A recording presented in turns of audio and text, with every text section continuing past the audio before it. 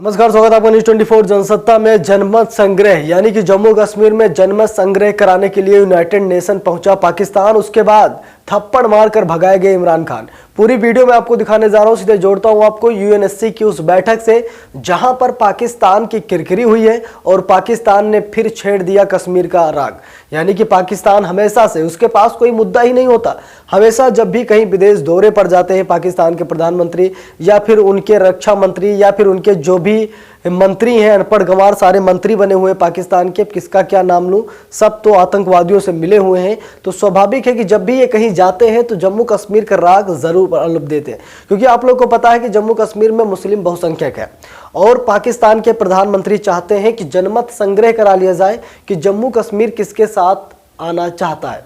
जनमत संग्रह का मतलब यही हुआ कि लोगों का मत क्या है, कि लोग किसकी तरफ जाना पसंद करेंगे, पाकिस्तान की तरफ या हिंदुस्तान की तरफ। अगर जनमत संग्रह में जिसका पक्ष मजबूत रहेगा, पूरा का पूरा जम्मू कश्मीर उसके ही पास चला जाएगा। ऐसा कहना है पाकिस्तान का कि वहाँ पर मुस्लिम बहुसंख्यक है और आतंकवादियों के भय से लोग पाकिस्तान के पक्ष में ज़्यादा वोटिंग करेंगे, यानी कि ज़्यादा से ज़्यादा लोग पाकिस्तान आना ही पसंद करेंगे।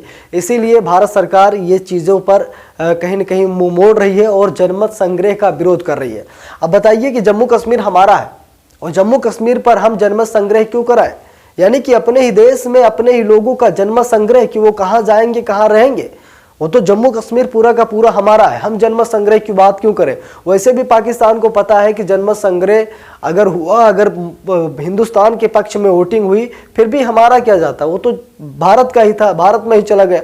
लेकिन कहीं गलती से भी जनमत संग्रह में पाकिस्तान का पक्ष मजबूत रहा तो भारत की अर्थव्यवस्था डाउन हो जाएगी, भारत की वैश्विक बेइज्जती हो जाएगी और भारत कहीं का नहीं रहेगा, क्योंकि धरती का स्वर्ग कहे जाने वाले कश्मीर पर कब्जा होगा आतंकवाद का, पर कब्जा होगा पाकिस्तान का। इसीलिए भारत जनमत संग्रह का कड़ा विरोध करता है और यूनाइटेड नेशन ने एक बार फिर पाकिस्तान के प्रधानमंत्री पर लताड़ लगाई है। उन्होंने कहा कि जम्मू कश्मीर भारत का आंतरिक मामला है और आपस में दोनों देश समझ लो, बूझ लो, उसके बाद कोई कदम उठाओ। अगर कोई डिसीजन ना निकले तब आप यूनाइटेड नेशन आइए, लेकिन यहाँ से आप जम्मू कश्मीर का राग नहीं अलाप सकते। यानी कि जब यहाँ पर पाकिस्तान को फटकार लगी है तो इमरान खान फिर से बेचैन हो गए, फिर से इमरान खान की बेइज्जती हो गई। जैसे कहा जाता है कि पाकिस्तान का नक्शा तो कुत्तों जैसा है और जब नक्शा कुत्तों जैसा है तो दुम भी कुत्तों जैसी है।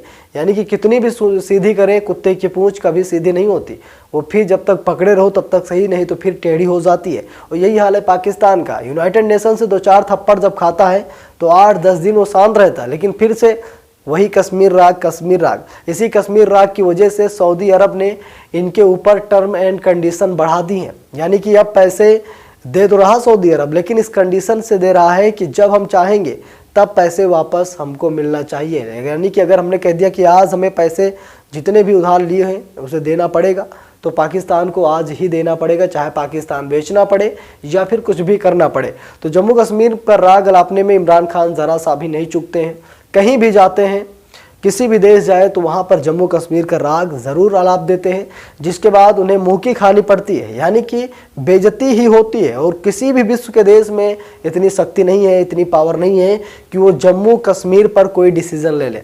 आर्टिकल 370 खत्म हुआ, केवल पाकिस्तान को बुरा लगा और किसी भी देश की इतनी हिम्मत नहीं हुई। यहाँ तक कि सऊदी अरब भी एक इस्लामिक देश है, पाकिस्तान भी एक इस्लामिक देश है, लेकिन सऊदी अरब ने 1% पाकिस्तान की नहीं सुनी, जबकि पाकिस्तान ने सभी इस्लामिक देशों को एक धमकी दे डाली थी कि आखिरकार ये क्या हो रहा है, एक इस्लामिक देश के साथ गलत हो रहा और सारे इस्लामिक देश हाथ पर हाथ रखकर बैठे हुए हैं, लेकिन फिर भी कोई फर्क नहीं पड़ा। पाकिस्तान ने सोचा कि हम इस्लाम के नाम पर मज़े लूट लेंगे और भारत को ऐसा करने से रोक देंगे, लेकिन भारत को रोक पाना किसी के दम नहीं है, चाहे वो अमेरिका हो या फिर सऊदी अरब हो। किसी के भी पावर इतनी नहीं है कि वो भारत पर उंगली उठा सके, क्योंकि आज भारत अपने आप में सक्षम है। भारत आज हर एक देश को जवाब देने में सक्षम है। तो कमेंट बॉक्स में अपनी राय ज़रूर लिखिएगा।